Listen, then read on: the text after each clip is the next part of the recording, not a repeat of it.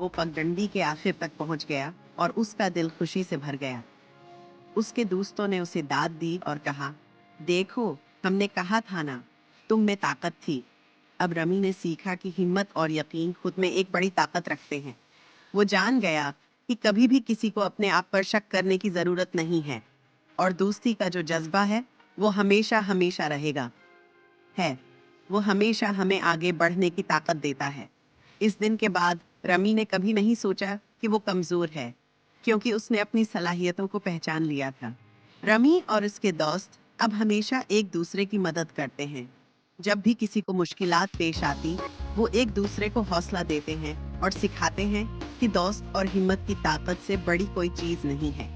और इस तरह जंगल में हर जानवर अपनी कामयाबी का जश्न मनाता है, क्योंकि उन्होंने सीखा था कि मुश्किल वक्त में हमेशा एक दूसरे का साथ देना जरूरी है।